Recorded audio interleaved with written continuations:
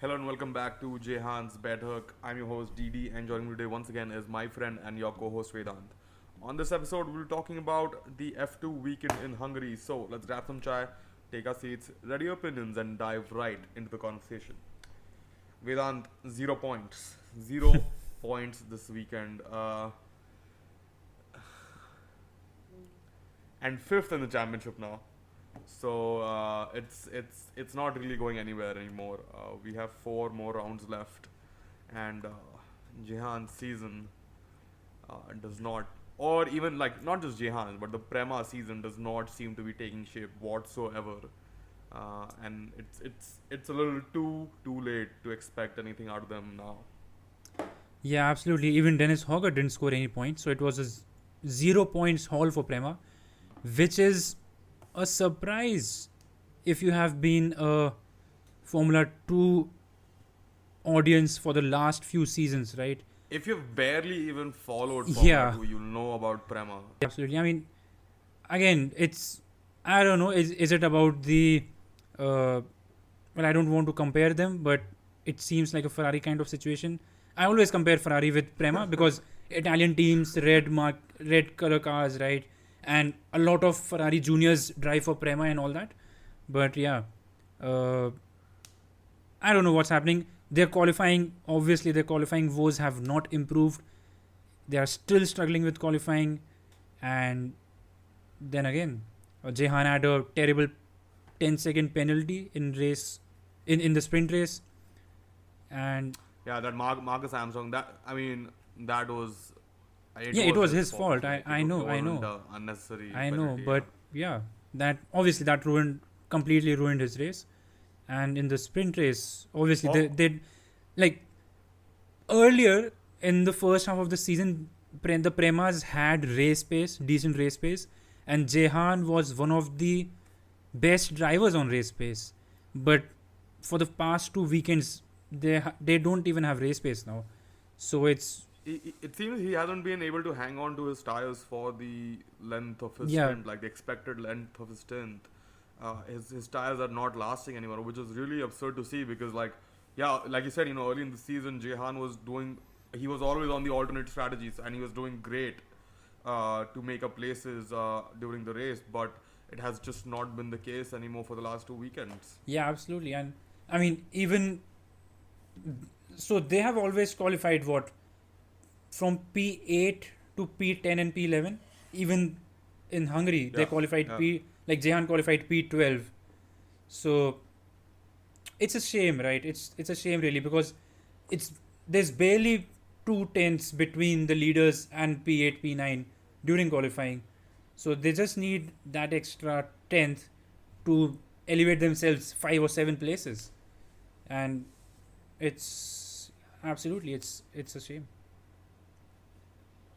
Yeah, someone else who had a pretty terrible weekend was Logan Sargent, and so a quite dismal weekend even for the championship leader Felipe Dragovic, coming away with 7 points, and Logan Sargent with just one solitary point in the feature race. It's fair to say Logan Sargent's championship challenge has come to a halt. He's about 60 points away from Felipe Dragovic with just 4 more rounds to go. And it's really only between Dragovic and Pocher, who had a fantastic feature race. Obviously, he won it, and took 25 points away from the weekend, 18 more than championship contender Felipe Dragovic, and sits just 21 points behind him with 4 rounds to go.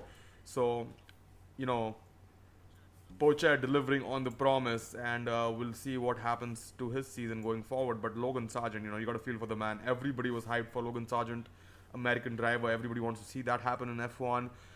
Yes, Josh Capito said that it's his first season. We're gonna wait for at least another year and whatnot. But we all wanted to see him take it to the last race. To take it to the very end. But over the last 2 weekends, he scored 4 points. 4 points over the last 2 weekends, and that is not what he needs at the moment. Yeah, absolutely. I mean, it was a good cameo in the front of the standings, basically. But I mean, obviously, he's still 19 points ahead of Enzo Fittipaldi and way ahead of any other driver. So he's still in the top 3 and top 4, the fight for the top 4, I guess. But yeah, his last 2 weekends have not been great, and like they need a miracle, and Dragovic basically DNFing in a couple of races and Sargent winning a couple of races to even get back into championship contention. But I think Theo Pocher would be a very happy man heading into the summer break, right? Because he had a podium in Absolutely. France and he had a win in Budapest. So a couple of great weekends for him. And now, as you said, he's just 21 points behind Dragovic. And 21 points across And 4 weekends is nothing in Formula 2. Yeah, yeah, and it's fantastic to see Theo Pocher in P2 so close to Felipe Dragovic, because if you remember at the start of the season, the first couple of races, I believe he had quite a few. I think he had a couple mechanical failures in the first 3 rounds itself. Yeah. And he DNF'd. I think he in Jeddah he had an engine failure while he was doing quite well, and similarly I think in the very first round. So it's great to see him up there. But we need to talk about 2 drivers from this weekend. The first one is someone who you've been following closely, and that is Enzo Fittipaldi. Another podium finish for this man, and he has been, like you said, on fire. He's moved into 4th place, triple digits in the points, and he looks like a man who's ready to jump into next season and really give everyone a run for their money. Yeah, absolutely. Fittipaldi has had 3 podiums, 3 second places now this season, and I think like no one was expecting that much from him. Like obviously his juniors career has been pretty awesome, as junior careers go, right? And like there was expectation around him, and obviously the name also creates that expectation. But I think Enzo Fittipaldi is delivering brilliantly. He's also part of the Sauber Academy and not the Haas Academy as his brother. But like if Pocher, anyway, whatever happens in the future, Enzo Fittipaldi is here to stay in Formula 2 for next season as well. It's his rookie and a half season, because he raced some races last season. But a brilliant season, and with only 19 points behind Logan Sargent, he can take P3 as well.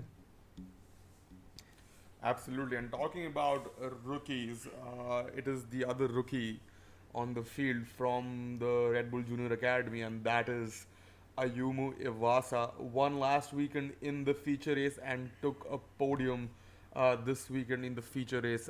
People talked about his pace early in the season, and he's finally delivering.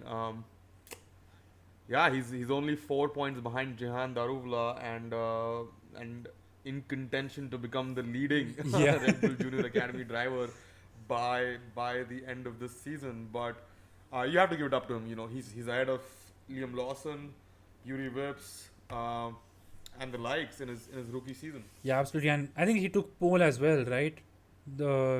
This weekend, if I'm. He might have. Because qualifying is on Friday, so I usually don't remember. Yeah, no, because he has 2 extra points to his name in the feature race point scoring, but that is right. So right. yeah, You're anyway, right, but yeah, Ayumu Iwasa, like again, rookie season. So there were expectations around him. There was the hype around him, but I guess he has delivered brilliantly to those expectations. No one was expecting him to fight for the championship, right?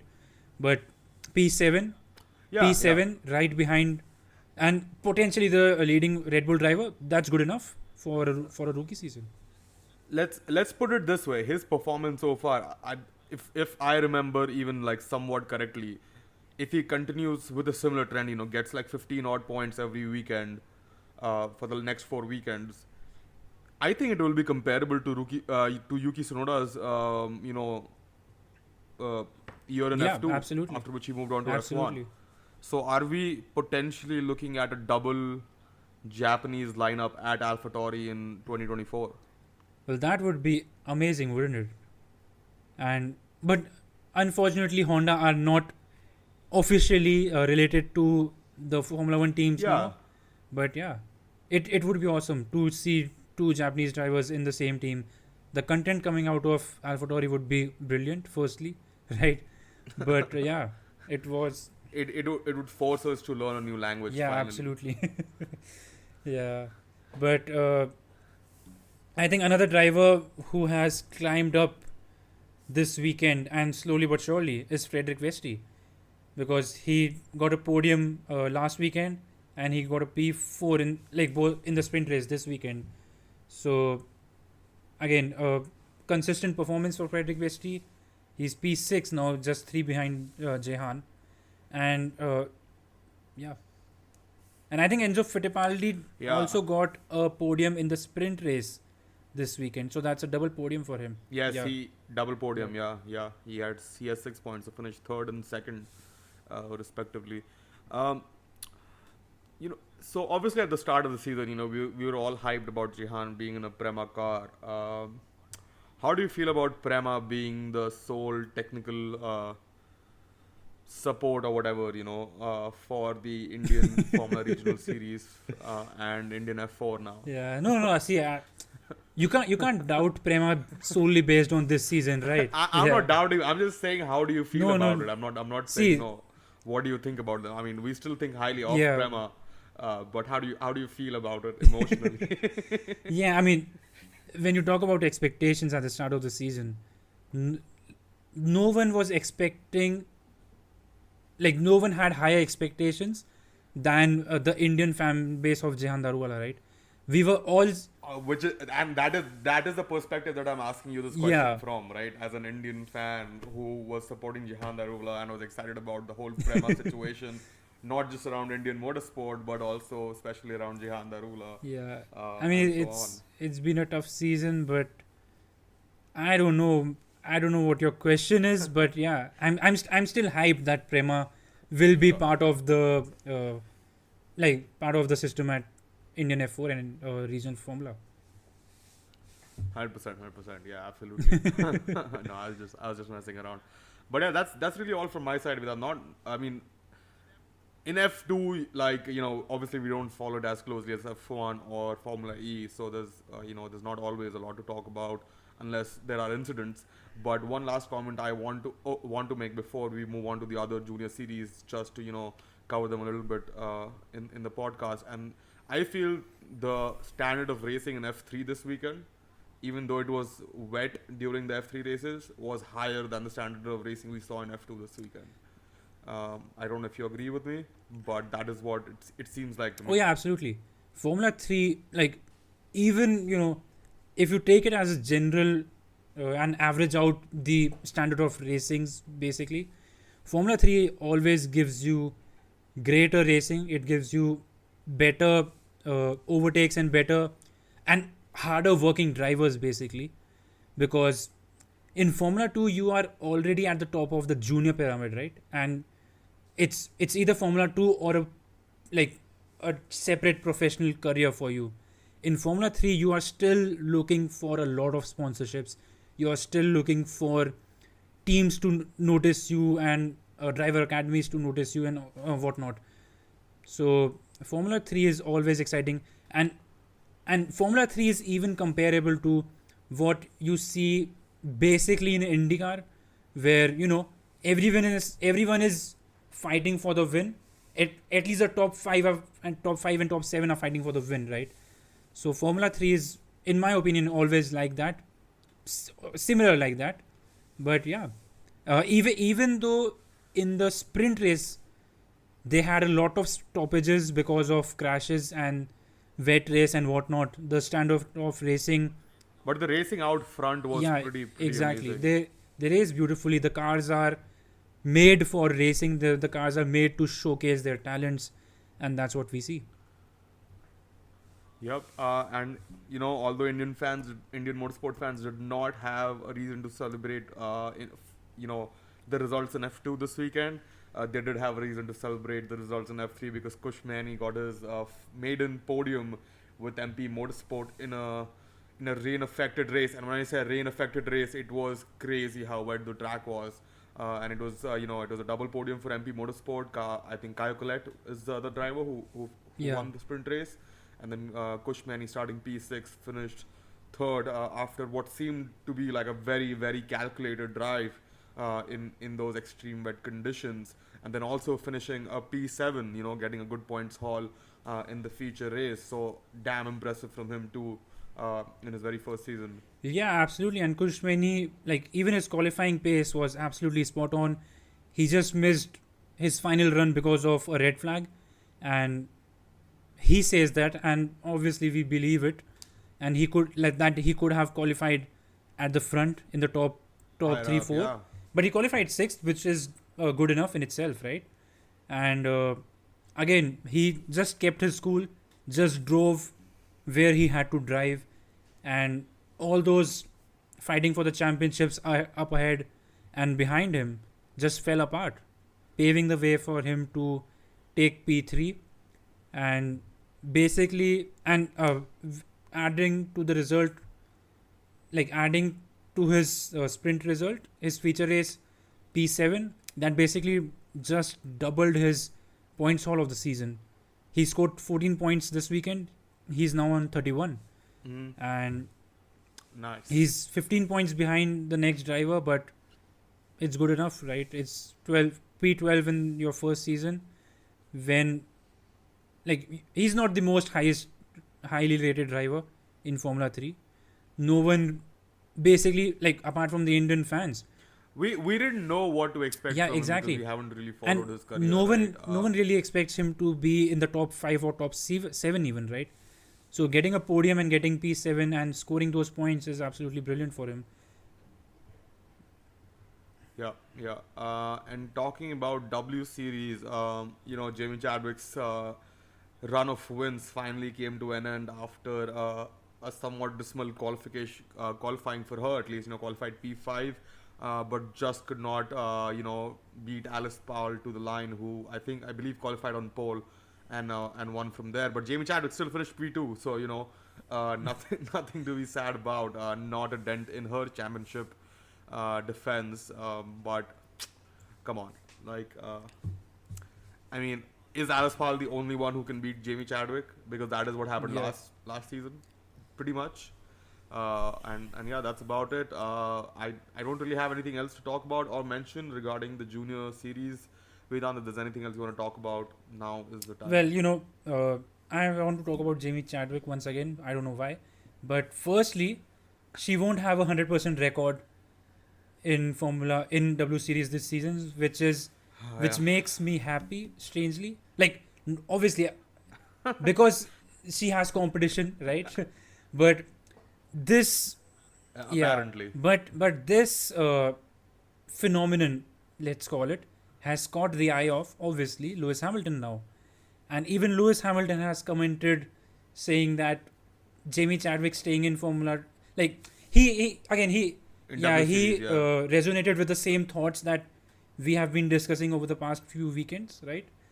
And now that Lewis Hamilton has said it, maybe more people will notice it, maybe more people will act on it, and maybe we'll see Jimmy Chadwick go into Formula 3 or Formula 2. Yeah, hopefully, yeah. Like- that is. I think the end goal. as Ferrari fans, we can't hope for a good Formula 1 result, but we can at least hope for this, right? Oh, I mean, we were also hoping for a Jehan Darula title, well- but sure. Sure. But yeah, thank you, Vedant, for joining me once again. It's been a pleasure talking, just F2, F3, and W Series with you. And as always, we'll catch you after the summer break. So yeah, see you then.